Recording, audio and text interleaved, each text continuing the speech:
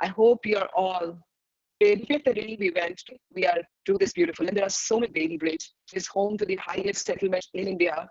It has the highest natural ice hockey rink. Your capabilities to transform the people's lives and to transform India as a country. And I think we look forward to young professionals like you dedicating yourself to the lesser known places of India and bringing them to mainstream in a way, but also keeping them in a very sustainable manner. Ladakh, my dear friends, is known not only for its monasteries, but it is also known for the Pangyong Lake. I'm sure most of you have seen the Three Idiots movie. That's the movie that made Ladakh very, very popular amongst everyone. And there is a bird retreat, there is a magnetic hill. There are just so many things. I never knew that till I didn't go there a few years back and then revisited it this year in September. It's also a land of festivals. And who can miss the beautiful Hemis monastery, the Tikse, Alchi, the palace? There's so much to do. Somebody asked us last night, how many days are enough in Ladakh? I think you can spend a lifetime there. But let me not do all the talking. Let me only remind all of you that we are still in the middle of COVID. Therefore, satark rahiye, swasth rahiye, and keep using the mask when you step out. Keep yourself safe and keep others safe. And I now pass on the screen to Paras Lumba and Jaideep Bansal. I also forgot to mention one thing about both of them. Both of them come from army background. Their fathers were in the army. And I think your fathers were doing service to the nation in their own way, and both of you are doing service in your own way. So India salutes young men like you. Welcome, and all yours. Thank you so much, ma'am. Good morning to all of you from across India and across the world. My name is Paras Lumba, and I have with me my colleague Jaideep Bansal. We represent Global Himalayan Expedition and Mountain Homestays. Both are our initiatives. In our quest to electrify these remote hamlets of Ladakh for the last 8 years, the areas we have discovered, I think we should be able to take you around that visual, beautiful journey today. So again, let not make you waste much time. And so guys, sit back, relax, and enjoy the Himalayan experience. Over to you, Jaideep. Thank you so much, Paras, and thank you, Ministry of Tourism, for giving GHE such an amazing opportunity to take all of you people out there to Ladakh, exploring the unexplored. I hope you can see my screen. Yep. All right. So without any further ado, there's an ancient proverb about this land that it is so harsh and the passes are so numerous that only the best of the friends or the worst of the enemies would visit you. Well, I'm sure most of the participants here are the best of the friends. And so with that, let's get moving to the land of the high passes, the land of Ladakh. And exploring the unexplored, what you see here in the picture is a 2,500-year-old cave monastery. That's how old and that's how rich the heritage of this land is. It's a land of passes. You can see these beautiful mountains at every vantage point that you go, crisscrossing through the valleys. There's a rich culture that these people have. Here you can see women wearing their traditional perak and their traditional dresses. The land where there are prayer flags scattered all across the region, and the prayer flags are in 5 colors with prayers written on them so that when the wind blows, the prayers get scattered across the valleys. It's a land of glaciers and a land of our favorite animal, the yak, the mighty yak, and we'll of course learn more about it in the coming slides. The children here are born in such a harsh environment, but they've made this their own, and that is why they are so resilient. So what might look an adventure to all of us is just a routine in their daily life. So that's how pristine this environment is. And of course, who can forget the clear night skies of Ladakh, where on a normal day, you can just look up and you can see the Milky Way. And if you have a good camera, you can also capture it, just like in this picture here. Ladakh is a land of confluence of rivers. Here you can see the mighty Indus and the Zanskar River. But it's not just about the confluence of rivers, it's a confluence of cultures. The Indus Valley civilization came through here. It's a confluence of different religions. It's a confluence of different people that really make up this land. So to add further, it's not the beauty of this place. What makes this place beautiful is not the natural beauty, but also the beauty of people inside their hearts. That's what truly makes Ladakh what it is. Some quick facts about Ladakh. It's a union territory. It is sandwiched between the Great Karakoram and the Himalayan range.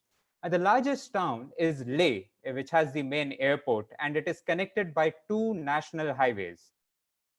And now, if you look at the map of Ladakh, we'll be covering mainly two areas. One, we'll start with the Leh district, which we'll talk about the Leh town, the Nubra, Changthang, and the Lingshed Valley. And then we'll go further south. From Kargil, we'll enter the Aryan Valley, go towards Suru, and enter the unexplored world of Zanskar. So that's what we'll be covering in this webinar. Now, how to get there? Well, there are multiple ways. By road, you can go from Delhi to Leh via Manali. It's a paradise of a route. You cross the mighty Rotangla Pass. And the other way is to go from Srinagar, where it's a journey of 400 kilometers, and you cover the Zojila Pass. Now, most of you know that the land gets blocked because the routes get covered by snow. And so here's some pictures as we speak right now of the snow getting cleared. This is at Zojila Pass, and you can see no pass right now. You can see no road because that's the BRO clearing up the roads and making the nation's main highways connected to Ladakh. Salute to these brave men. And how do you get there by air? Well, you have Delhi to Leh flights on a daily basis, and it's a short flight of 1.5 hours. But what's important is you acclimatize. So you need to acclimatize for 24 to 48 hours once you land, because you suddenly gain 11,000 feet. And so it's important to get your body used to the new altitude. So please take a rest for 24 to 48 hours and keep sipping lots of water in case you plan to take the flight to reach Leh. One important thing, please ensure you take the window seat. Otherwise, you will miss out views like this and views like this. So it's very important when booking your flight tickets. Please do take the window seats. Left or right does not matter. Please ensure you have the window seats for absolutely stunning views of the Himalayas. Now, if you look at the culture map, like I said, it's not just a confluence of rivers, but confluence of cultures. You have the Bodhs, Changpa, the Balti people, the Brokpa, which are the Aryan people, the Purik, and the Zanskari. And of course, we'll go a bit more into these cultures in the later slides. Polo is indigenous to the Balti people. So when the Balti king, when the Ladakhi king married a Balti princess, the polo then came from Baltistan to Ladakh. So that's the origination of polo coming to Ladakh. And then, of course, you have women in their traditional dress with perak. So what they're wearing on the head is called a perak. And this is handed down from generation to generation. So the mother gives it to the elder daughter, and that's how it just passes on from generation to generation. And this is a Ladakhi couple wearing their traditional goncha in their traditional setting. So you can see the houses are made out of rammed earth, a very sustainable way of building these houses. And on the back wall, you can see the cow bells, the yak bells as well, to keep a track of their beautiful yaks. Archery is again the famous sport of the region. A lot of people play archery, and in fact, in the villages, there are tournaments. So when you go there, and if you happen to be in one of the villages, it's an absolutely competitive spirit of archery that gets built up, and it's a pleasure to play this sport. And who can forget ice hockey? In fact, the Indian national team comprises mainly of players from Ladakh. And during winters, when all the water bodies freeze, it becomes a perfect playground for people to play ice hockey. And in fact, the ice hockey team from Ladakh has also won tournaments at Asia level. And then there are petroglyphs of the Indus Valley. They date more than 1,000 years old. So it's the cradle of the human civilization that passes through this region, through the Indus Valley. And you can see yaks, you can see ibex, you can see snow leopards being drawn on these rock formations across the region. And then you have chortans that cover most of the landscape. These chortans are primarily made by the Buddhist community, and you'll find them scattered across the entire landscape of Ladakh. Now, let's now focus on the first area that we have, which is the area around Leh city. Now, deep diving into this, the famous places to visit around Leh city are the Leh market, the Shanti Stupa, the Khardungla Palace, Hemis, She, Thikse Monastery, and of course, let's now get into each one of them.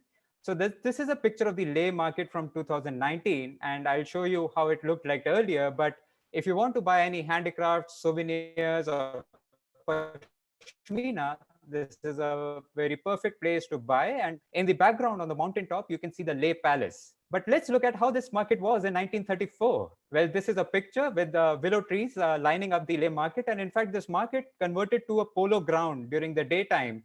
And people used to watch these polo matches from the windowsills of the Leh market. So that's the beautiful Leh market in its past form in 1934. Still looks magnanimous. And then you have the Shanti Stupa, which was built by the Japanese in 1991. It's at a great vantage point where you can get a clear view of the entire landscape of Leh city, the Indus River, and the Stoke region. So it's a great way to explore the entire immediate vicinity of Leh, and a beautiful place to just walk up and just get your lungs open up to the new beautiful environment. And then, of course, the Khardungla Top, one of the highest mountain passes in the world. It's a 1 hour, 1.5 hour drive from Leh.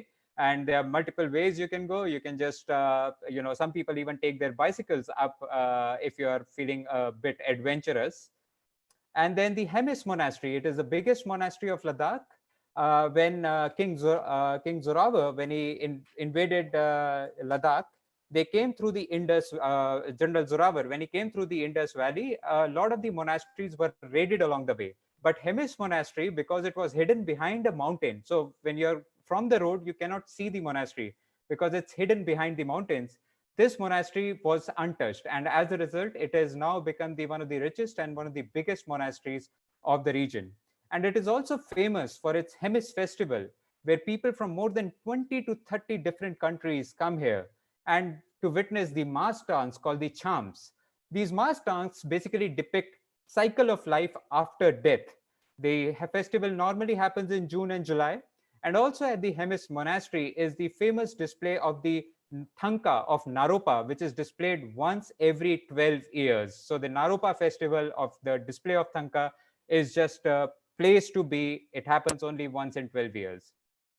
Then we have the Thikse Monastery, which is a 16th century monastery, again close to the Leh city. And the design of this, this was designed by the Tibetan people, and the design is to replicate the La Potala, the famous palace in Tibet. So that's how the monastery is designed. And along with that, there's the oldest educational establishment for Buddhist education at the base of this monastery. The ruins are still there. If you go to the monastery, you can definitely ask the monks to tell you a bit more about that educational establishment as well.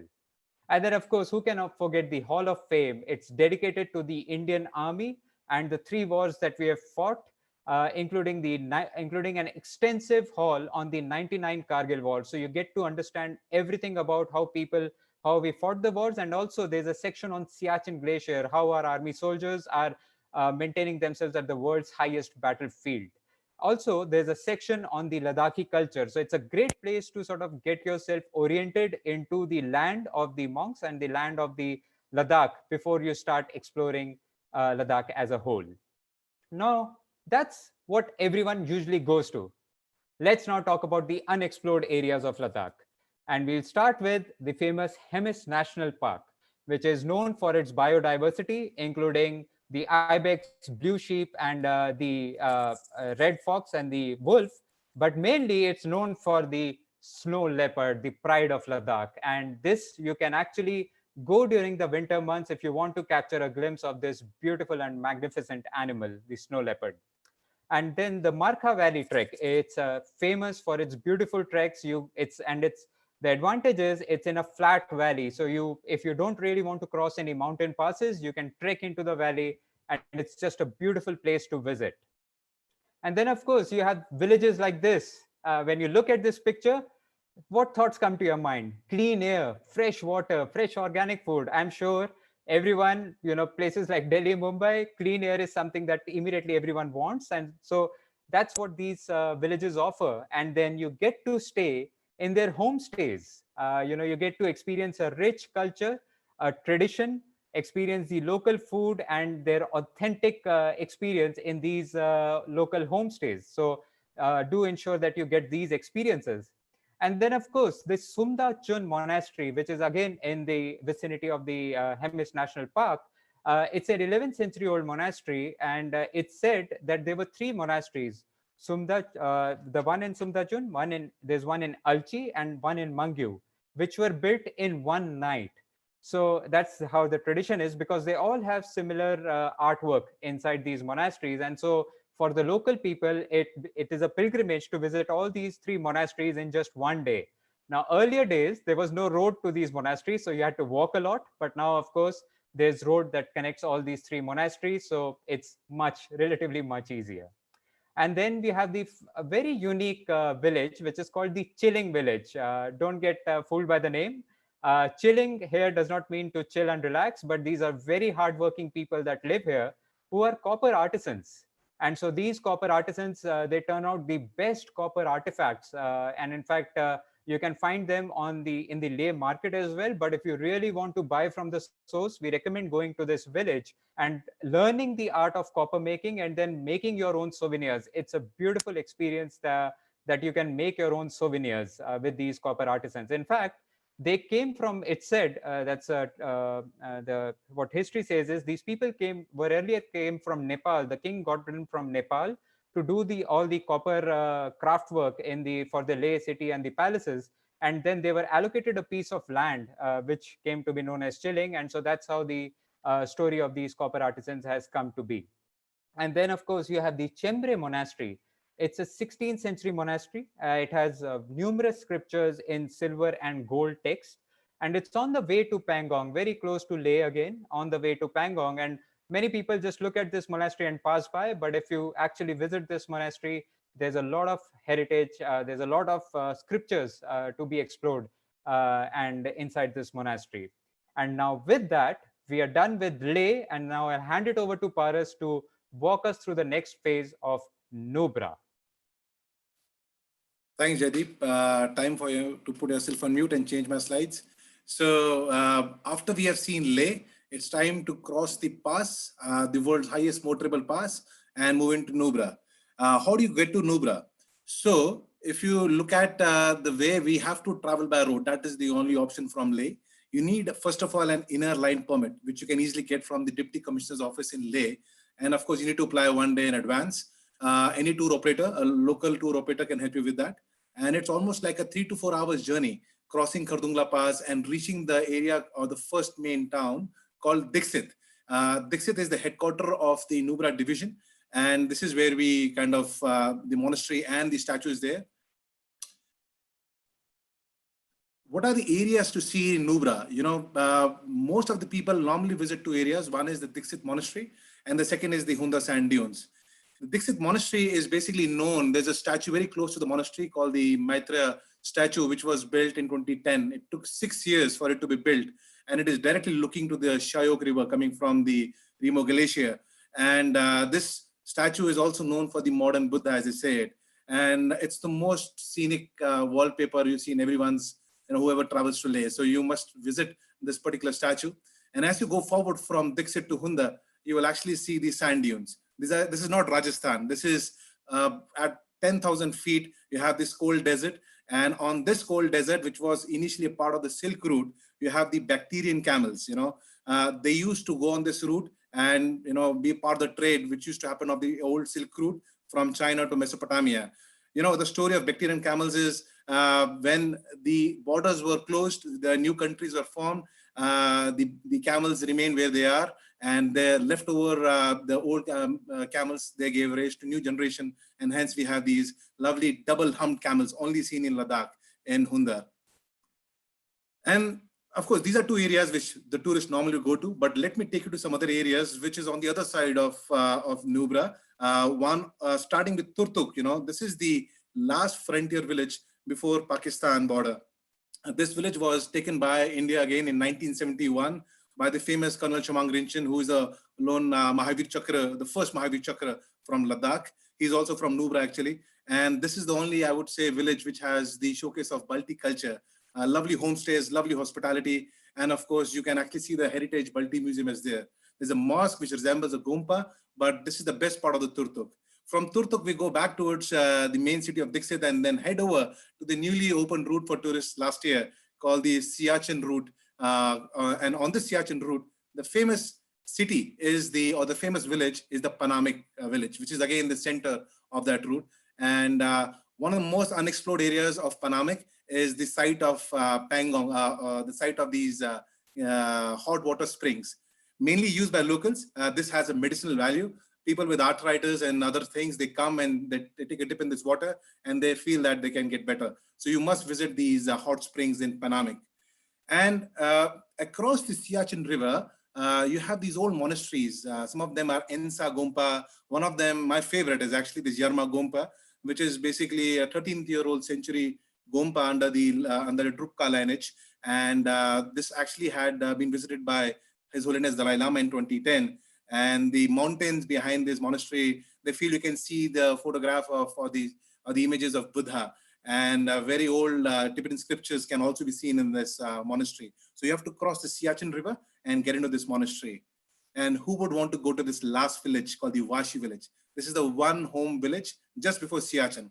After this village, there is no human settlement and you only hit the Siachen Glacier. So for an Indian tourist, you can go to this village, and this village has lovely views of the Siachen Glacier, and it also has a homestay where you can spend the night if you want to. So after coming back from the Siachen viewpoint from Vashi, on the way back, you would like to see the Yerab So. Yerab So is a very holy lake. Not many tourists and travelers know about it, but people say the spiritual people of Ladakh can actually see the images of Potala Palace in this lake. So very clear skies on this lake, and one of the most holy lakes of that area, which you must visit if you are in the Nubra region next time. From the Nubra region, we go to the Changthang region, which is famously known as the Pangong Lake region. And this was famous during the 2009 Three Idiots movie, which was shot, and that gave impetus to this area. So you can actually go from Khardungla direct, you can actually go from Nubra direct to Pangong, or you can go from Leh to Pangong and crossing the Changla Pass. The overall altitude of this region is around 13,000 feet, so it's quite high. Changthang has very high altitude settlements, and the Changla Pass is the world's third highest pass, motorable pass. You can just cross it. There's a Shiv Baba temple there as well. And crossing the Changla Pass, you enter into the valley of Pangong. And this is, you will definitely see in some part of, on their way to Pangong is the marmots, the big squirrels of Himalayas. They hibernate for 8 to 9 months, stay in their burrows, and they come out in the summers. So travelers can just see them, don't touch them. They are very indigenous, and so it's very important to respect them as well. And after you see the marmot, the next view is the most beautiful view of Pangong So Lake. So means lake actually, and Pangong So, you see it's blue turquoise in color, but on a very sunny day, you can actually see 7 shades of this lake from the top of a hill. And there are a lot of resorts and camps next to the lake.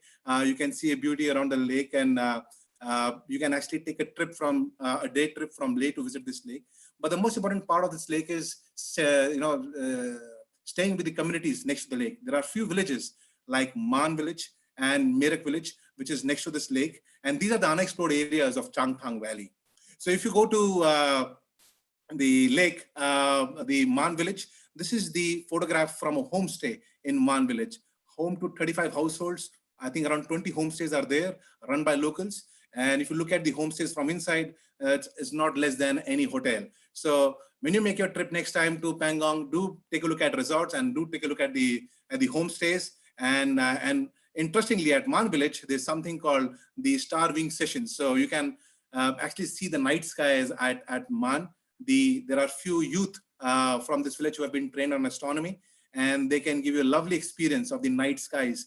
You can see all kinds of planets, stars, constellations, and this is done by the locals. What a view, what a stay, right? Stay under the starlight sky and next to the lake, and that's what you were aiming for when you go to Himalayas. From Man, you actually head towards the bit of China border, which is an area called Chushul. Chushul is famously known for the Indo-China War in 1962. Fierce battle fought between the brave soldiers of India. Remember the Kumaon regiment with 120 soldiers fought thousands of Chinese men. And there's a lovely war memorial. One must pay homage to the soldiers there when they visit Chushul. And from Chushul, you end up going forward more to each part of Ladakh. And this is the eastern part of Ladakh. The extreme end you can go is the Henle. The village Henle has two things. One is the monastery and one is the observatory. This observatory is run by the Indian Institute of Astrophysics from Bangalore, and one of the highest monasteries in the world, observatories in the world, which has a gamma ray telescope, an optical telescope. It's not allowed for visitors, but you can always connect with the II people and see if they can allow you to look at this monastery as well, observatory as well. And of course, observatory and monasteries are two very close to each other, so I keep mingling them up. And this is the Henle Monastery, again, a 14th century old monastery. This was actually modified in 17th century. And the king of Ladakh, Singh and Namgyal, was instrumental in building this monastery. And when he died in Henle here. And this is in nowhere, like the whole area is so flat. And then you have a small hilltop with this Henle Monastery. And from Henle, you go back towards Leh, and on the way, you take a detour from the Mahe Bridge. You end up another view like a Pangong, but this is not Pangong. This is Korzok, the village of Korzok. And what you see here is a lake called Somuriri. Again, at high altitude, 14,000 feet. This has a lovely settlements of nomads, mainly known as Changpas. And these nomadic people, Changpas, are basically who are wearing the Pashmina goats. So whatever Pashmina shawl you're wearing or a cap you have, they are all coming from these nomads. In the summers, they go up on the highlands to give them grass. In the winters, they search for grasslands. And the climate change has had issues with them as well, but they're holding the fort, and they are the major variety of population in these areas. From the Changpas, you would like to go and visit of the Korzok Lake is another lake close to Korzok called Soka. Now, both Pangong and Korzok are basically alkaline kind of lakes. But Sokar is fluctuating alkaline. It has fresh water sometimes on the sides and alkaline in the middle. And this is famously known for the migratory birds, the black-necked crane. So this is the famous cranes from the Tibetan plateau. And they come here and do breeding. And not only these species, there are many other biodiversity you can find around Sokar Lake. So any biodiversity expert or any wildlife or a biodiversity lover must stay at Sokar. There are homestays. There is a resort there, so you can spend your time here and a lovely lake to view at as well. And of course, as Jaideep said, you cannot, if snow leopard is the pride of Ladakh, I think this is the main animal of Ladakh, which is yak. And yak, there's a whole ecosystem around yak, from farming to milk, to high altitude grazing, to many other things. The yak is even the dried droppings of the yak are used in the winters for space heating in the homes. So, you cannot miss the sight of yak or zo, which is a hybrid of cattle and yak in these areas. Now over to you, I think, Jaideep, to take us over to the other part of Ladakh, which is the Lingshed and the Aryan area. Thank you, Paras. And from Changthang, let's go to the place which is the Dhahanu, the Aryan villages, Lingshed, the valley of Lingshed, which is one of the most unexplored regions of Ladakh. So we'll talk about the Aryan villages, Lamayuru and Lingshed. Lamayuru, of course, a lot of people have been to, but we'll just capture it in this couple of slides.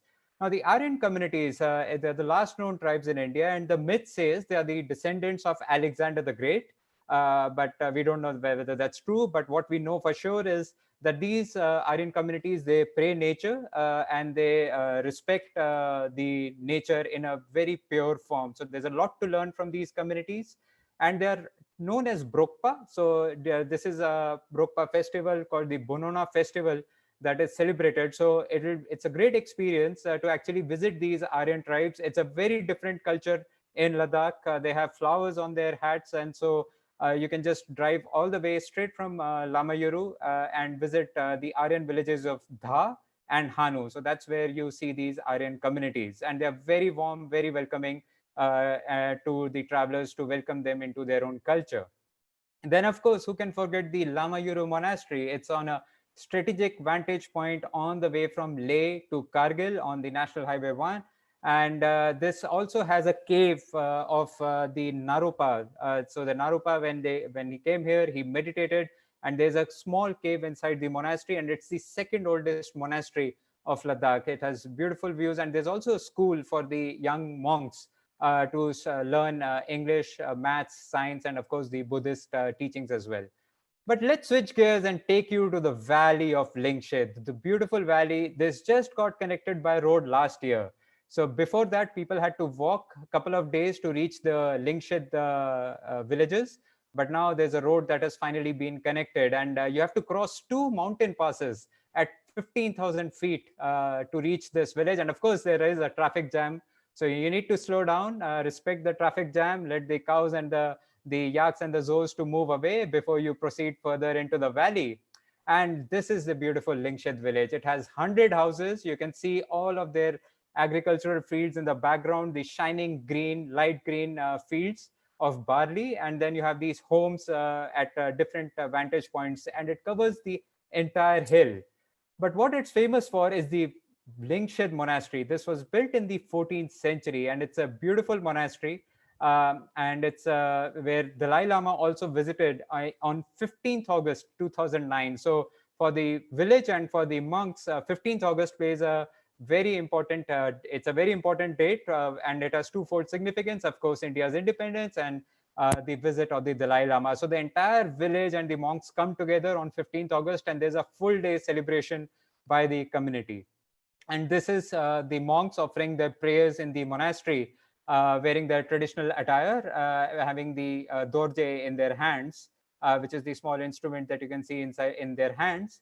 And it's also what it's famous for is the sand mandala. So the sand mandala, it's a very perfectly and precisely designed piece of art, and it is made using millions of particles of sand. So it's a very tough task, and what happens is that you have to drop the grains in an intricate manner. But what's interesting about it is that once it's made, it is destroyed as well. So it does not stay there. So all that hard work and effort that you put in goes away. It just goes to show the way that life functions. And there's a Sand Mandela festival as well. So you can check out with the monastery when the festival is happening and when the Sand Mandela is being made, and you can plan your visit accordingly. It's a beautiful piece of art, and it takes a lot of hours for the monks to build. And then, of course, you have the beautiful community of Lingshed. This is the traditional welcome, and they wear their traditional gonchas with the peraks, and this is how the community welcomes you. It's one of the so Lingshed actually is a sandwiched between Leh and Zanskar. It's a sandwich between both of them. And so please do visit these communities. They've just opened up, and it's one of the most unexplored regions. You get to stay in the homestays. Be prepared to drink lots and lots of tea, because that is what the community is going to offer you. So go with an empty stomach, because I'm sure your stomach will be full of their warmth, hospitality, and of course the amazing food, organic food that you get to eat in these areas. And now from here, I will hand it over back to Paras. Thank you, Jaideep. Lingshed has always been my favorite destination, and I must say, people, if you really want to see Ladakh, the best monastery to visit, one of the best unexplored monastery, is the Lingshed Monastery. Now that the road is open, you must try and visit that monastery. Well, talking about the unexplored part of Ladakh, that's where we are going to go now in the next 10-15 minutes. It's the Kargil and the Zanskar part of Ladakh. So 90% of the people who come to Ladakh, only 10% actually visit these areas, because most of the beautiful scenes are mainly in Leh district, as they feel. But you should never miss the Kargil, the Suru Valley, and the Zanskar. So the beauty of this is Kargil is actually located at 9,000 feet. So it's actually lower in altitude than Leh. So you can actually acclimatize there easily and go to Kargil the next few days as well. One of the few cities to see in Kargil is, first of all, on the way to Kargil, is you go through the two passes, which is the Namakla Pass and the Fotula Pass, and then cross over into Mulbek, the first or the last Buddhist town from Leh side, and then you enter into Kargil. And this is the Mulbek Chamba statue, or the Maitri statue, which was built around the 8th century. And this is from the same lineage as the statues built in the Afghanistan, the Bamiyan, which were destroyed by Taliban. So like these, you have 3 statues there. We'll talk about it as well. So you can visit. This is right bang on the road on the way towards Kargil to Leh. So you see the statue and then you go forward, and after half an hour, you hit the town of Kargil. A beautiful picture taken in the winters.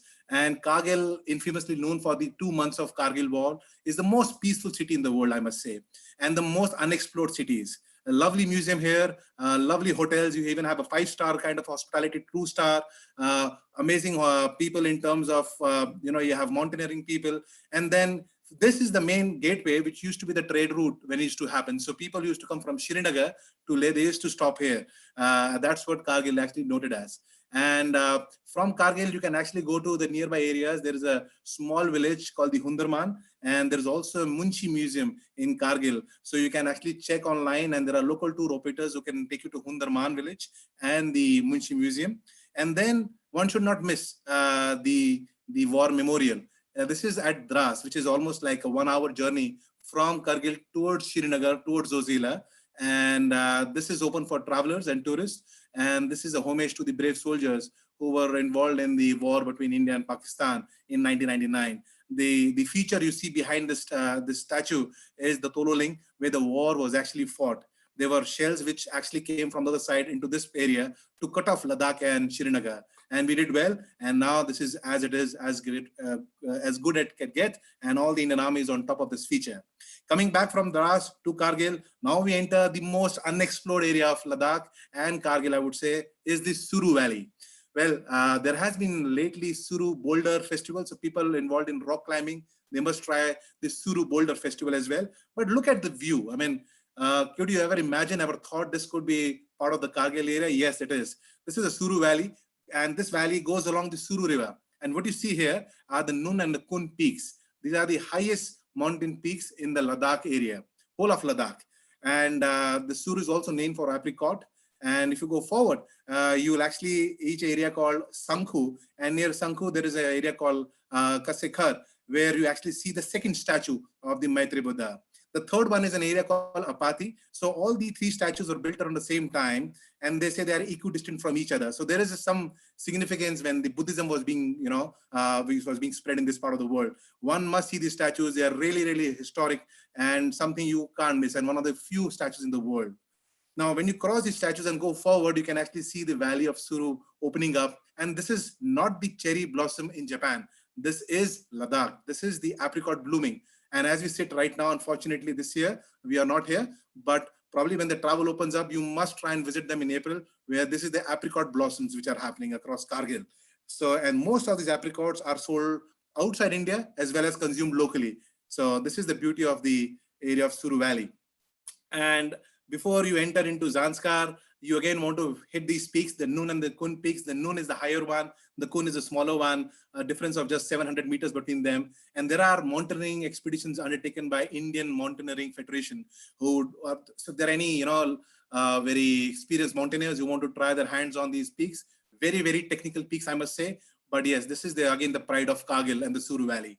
And wildlife, you must not visit that, miss that. This is the Himalayan brown bear. This is the cub and the mother. Hibernation season is over in April. They are being shot. They're playing with each other, and they're endemic to this area. So lovely photograph caught by one of the person in the Muzammil from Kargil, and he shared with us. And I must say that as you do snow leopard watching in Leh, you must try and do Himalayan brown bear watching when you are in Kargil. So many things to see in Kargil, right? Isn't it? Now let's go forward from Kargil into more unexplored. I think this is one of the most unexplored areas of the whole of Himalayas, not even Ladakh. And this is the most beautiful and the pristine areas, the Zanskar, and my own favorite area. So when you start from Kargil into Zanskar, it may be a 235 kilometer stretch of road, but it does take 12 hours of drive. You normally have to break in between at Rangdum, but it's a treacherous road. It's being built for many years now. Hopefully it gets built up soon. But this whole view of the valley is fantastic. And when you enter into the valley, the first monastery you see is the Rangdum Monastery, Rangdum Gompa.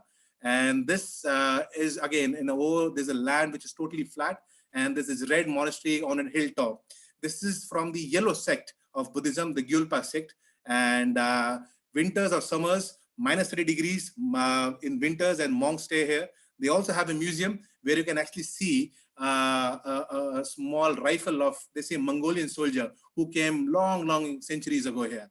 And this area is the middle journey path stoppage between Kargil and Zanskar. So when you cross Rangdum, you go on top of the only pass in the journey between Kargil and Zanskar. It's called the Penzilla Pass. And from Penzilla Pass, you can see this biggest glacier of Ladakh called the Drang Drung Glacier. What a name, right? And over the years, you will see this glacier has been receding. This photograph is from a European person who came from Europe. I mean, you look at the difference in the amount of snow which has receded over the years. So of course, there is a climate change effect happening here. And these are the glaciers which are feeding the Himalayan rivers, the Zanskar rivers. So you can actually see the full massive of the glacier when you cross over Penzilla. And then after you cross over the Penzilla Pass and see this glacier, you enter into the lovely, beautiful Zanskar Valley. And Zanskar Valley, you actually, when you see settlements happening, I mean, after like hours of no human civilization, you see this lovely Padmasambhava statue just five minutes before Padum. Padum, which is the main city of the Zanskar block. Like in Nubra, you had Dixit. In Zanskar, you have Padum. It's very, very small. It has a small market. It has a small hospital. And you have both Buddhist and Muslim population there. And this particular Padum opens up into three valleys, Fe, Karsha, and Lungnak. And if you're in Padum, you must visit the Karsha Gompa. And there's a festival which happens at Karsha around June and July. And it's lovely dance performance which happens by the locals there. So one of the unexplored monasteries of Zanskar is next to Padum called the Karsha Gompa. But from Karsha Monastery, I would take you into an area called Lungnak Valley, which is the most unexplored parts of Zanskar. So when you're talking about Zanskar, where do you go to Zanskar? This is the area. The road is still being constructed in this area. And this used to be the most trekkers' favorite trekking route. And look at the Zanskar community. They are called Zanskar Pass. What they're holding in their hand are mugs of local beer called Chang. And they make it during festivals and they greet you if you come there and stay with them with their homestays. And when you enter the Lungnak Valley, there are almost 25, 26 villages there. And one of the oldest villages is in this area called Marling. And there is a road which was just constructed last year to this particular village. Of course, road is required for development of these areas, but it also opens up new destinations for travelers and tourism. And it has lovely homestay. You can just walk in there and stay in this lovely homestay, spend your couple of nights here, write lovely books, read books. And you have good amount of agriculture which happens in this valley because of the Sarapchu River coming from other side and Kyargakchu coming from this side. So there are lovely river basins around these villages. And this also used to be the Silk Route path of the ancient when trading used to happen. And most of these villages were not connected by road. And the whole of Zanskar is totally cut off for 7 to 8 months every year. So, you know, when the world is talking about coronavirus and everything, this area is totally cut off, totally remote. And that is what these communities are best at, very resilient and preserving what they have at the best. From this, you would want to miss the beautiful picture of this massive, this is called the Fuktal Monastery. There is still no road to reach this particular place, but the last motorable village, which is Cha, you can just walk for 2 hours from Cha village and you can reach this monastery. This cave is 2,500 years old. The monastery was built around the 13th century. And this is on exactly vertically set up on the rock. I have been there multiple times and I keep wondering, how did they build this? And I must say, this is a must visit site for anyone going to Ladakh. If you can take out 2 weeks from your schedule, you must visit this monastery. Now, Lungnak Valley is what is Zanskar, I would say, all about. And this is Ladakh. It's not about Leh, it's not about Kargil, it's not about Zanskar. The overall cultural amalgamation makes it the best package for any traveler who wants to experience what life is at the villages and also understand sustainable lifestyles. Now over to you, Jaydeep, and why don't we go into the winters now? Thank you so much, Paras. And coming to the final end of the exploration of Ladakh, we think that Ladakh pretty much closes in winters, but the answer is absolutely no. Winters is when Ladakh is at its prime. It's a season of festivals, the Losar, which is the local New Year. There's a lot of socialization. So you'll see families getting together. If you happen to be in one of the villages, it will be packed with people. You know, everyone comes back to the villages. There's a huge celebration. Archery and ice hockey is at its prime. People have a lot of time. They want to just relax. Life comes to a standstill. And everyone just gets to sort of be out there in the open and, you know, embrace that embrace their inner warmth to tackle the winter. So it's an absolute pride, and it's absolute amazing place to be during the winter months. So the passes, of course, get blocked by snow, so the only way to reach is via a airline. So you have to take one of the airlines, and luckily the airline tickets are also cheap during the winter months. But this is how beautiful it looks like: pristine white, snow is covered everywhere, the rivers get frozen, and because the river get frozen, it becomes a highway for the local people to travel. So this is two people walking on a frozen river bed called the Chadar. And you can of course experience all these treks and walking on frozen rivers. But let's now come to, how can you be a responsible traveler? I mean, we have talked about Ladakh, we have talked about it's a beautiful destination. Now if everyone wants to go there, what will happen? Think of the impact you can have on the destination. How can you travel sustainably and leave behind a positive footprint? It's okay to go on bikes and numbers, but then what are you leaving behind? Think of that as a traveler. And so here are some tips from us in terms of how can you become a responsible traveler. First, stay in the homestays, stay with the locals, because the local community, the traditional way of living in Ladakh is a very sustainable lifestyle. There is no waste generation. They eat what they produce, and you get to experience an very warm hospitality. So why don't you stay with the locals? Consume the local food, consume the local water. It's clear water coming from the glaciers. I mean, they bottle up the same water and sell it to you in the market with the plastic. But why do you need that? Carry your own water bottles. Don't consume plastic, because the more you throw plastic in the region, and I'll come to a picture, I'll show you how these destinations will become if you keep polluting these fragile ecosystems with plastic. So carry your own water bottles, fill up water wherever you can, and do not, please avoid purchasing any plastic waste, any plastic for that matter. Eat the local food. Why do you want to eat a Maggie when you go to Ladakh? You can have that Maggie at home. So again, it comes down to experience the local culture. This is fresh carrots, onions, and their local, pasta that you can have at their homestays. So why can't you experience the local food? And buy local handicrafts, buy these, beautiful animals that are made by these local women. Because when you buy local, you're supporting these women with a livelihood. And what we have seen in our journey is when you empower these communities, they want to stay in the villages. Because in the villages, when people don't have any access to livelihood, they want to move to the cities. But if everyone moves to the cities, these beautiful villages will not thrive. So as a traveler, you can really bring back economy to these villages, support the local women, and increase livelihood opportunities for the local communities, so that the villages continue to thrive and we have beautiful destinations to visit, so that Ladakh does not become like this. I mean, imagine this picture without the plastic could have been one of the pictures in the initial slides, where we could have shown, oh, wow, look at this beautiful landscape. But now that same landscape is littered with tons and tons of plastic water bottles and packets that travelers are leaving behind. So again, think of the impact you can have on the local destination. Do you want to leave a place like this?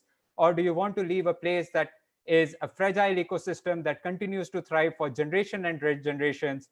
So have the local soldier, this is the local butter tea, say Jule, and continue to have that curiosity in your mind, like these kids in this picture who are curiously looking at this camera and wondering what's happening. So have that curiosity, learn to explore the world, but in a very sustainable manner. Just coming to what we at GHE, Global Himalayan Expedition, are doing, well, we are into solar electrification of villages. And so this is the same picture before and after. We electrify these remote villages in the Himalayas using solar energy, where travelers or people who want to travel to these places, we take them to these destinations, and instead of just visiting a destination, clicking a picture and coming back, we actually give back something to the communities. And so till date, we have electrified more than 110 villages all over India, with 50,000 villagers who now have access to clean and renewable energy. And we offset more than 1,000 tons of carbon. So we take back what we emit in these communities. And so in the end, we'd like to say, let there be light. You can reach us on info@ghe.co.in. And additionally, you can also, what we have been doing is setting up homestays in these communities. Like we mentioned, if you can bring value or bring livelihood to these communities, So we set up homestays, we train the local community on how to handle travelers. And so these are the beautiful destinations that you can visit, stay in these homestays for weeks and weeks, and just relax and enjoy the local lifestyle. And so that's another initiative, Mountain Homestays, where we are empowering communities through sustainable tourism practices. And of course, that's the website for the homestays, and you can reach us at info@mountainhomestays.com. Thank you so much, everyone, for listening to us, and over to you, Rupinder ma'am.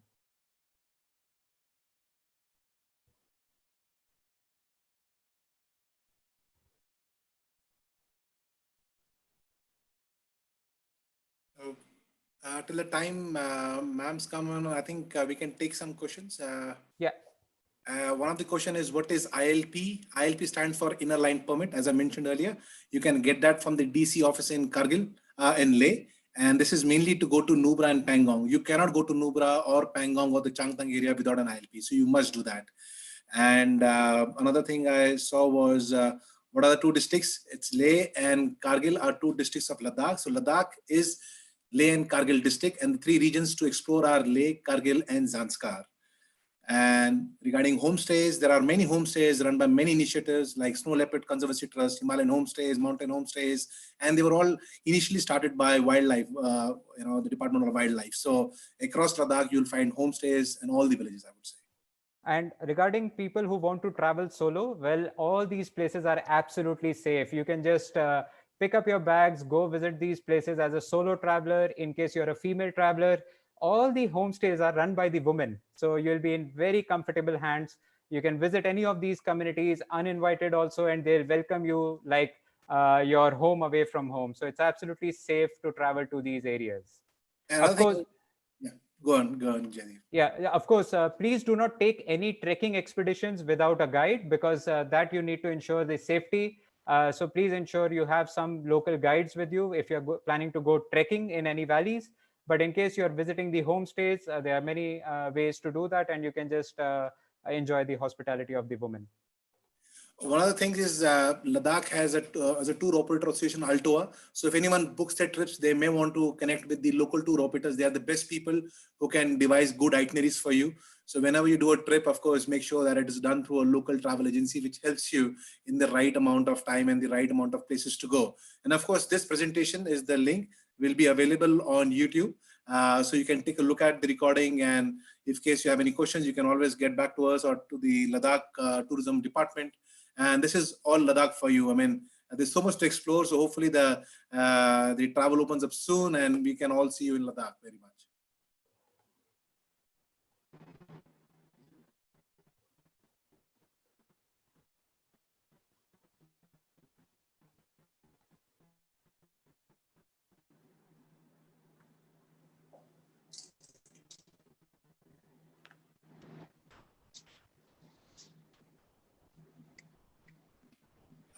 Any other questions?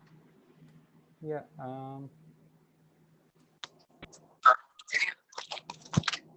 I think you can take a couple of more questions. Yes, Sure. yes. So I think one of the biggest questions which is coming on multiple chat boxes, the itinerary. So when you visit Ladakh, try at least a week for yourself because you need time to acclimatize. If you visit Ladakh and you think that the next day or the first day you land and you start going here and there, even if you have come by bike or by a car, I think first day you need to rest at the hotel or the resort or homestay wherever you are. And we suggest normally 2 days because it's better for your body to get acclimatized to that altitude, especially for the people coming by flight. They should not take any travels outside Leh city for the first 2 days.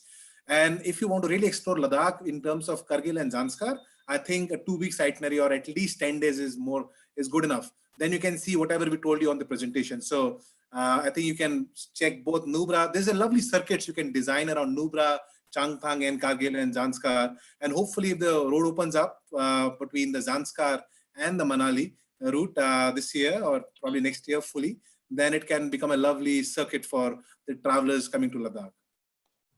And also, in case if you're wondering when tourism will open up post-COVID, I think we still have to wait and watch, including, the last thing you want is to these communities that have not been impacted by any COVID because they've been locked away, like the communities in Zanskar, that we take the virus there. So it's still a wait and watch. And of course, we'll wait for the ministry to give us more guidance in terms of what are the best practices to ensure that as a traveler, you are safe, you are, COVID safe in when you stay in the homestays, and you also, the communities are also safe. So I think we'll have to wait for that for some time.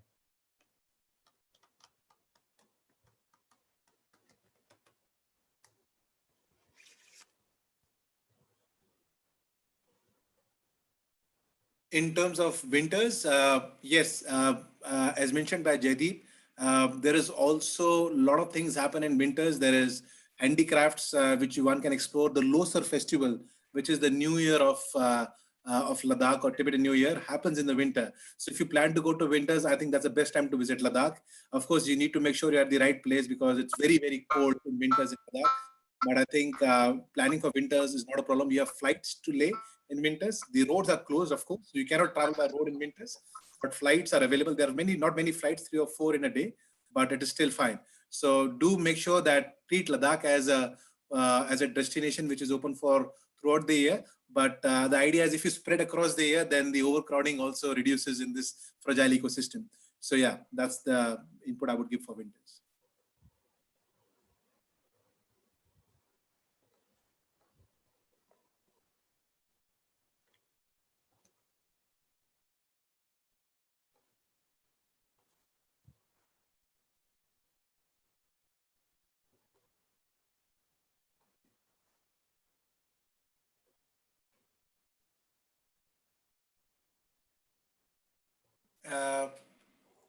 In terms of the monasteries, so the details of the monasteries are available on Google. So whatever we told you, there's actually a Wikipedia page on all these monasteries mostly.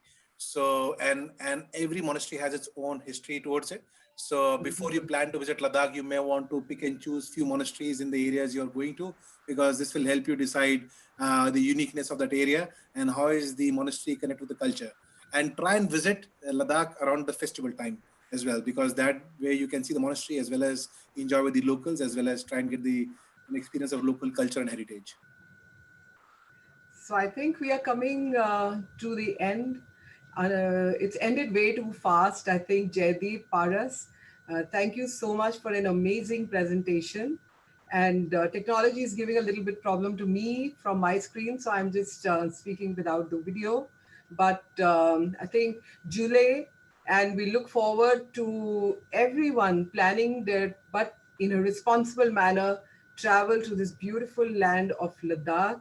And I must also say that I think you have left all of us with a lot of positivity that India is in very safe hands when I have two very young presenters bringing up the aspects of responsible tourism and also talking of the nation's pride when you showcase the achievements of our army in that area. So thank you very much for an amazing presentation.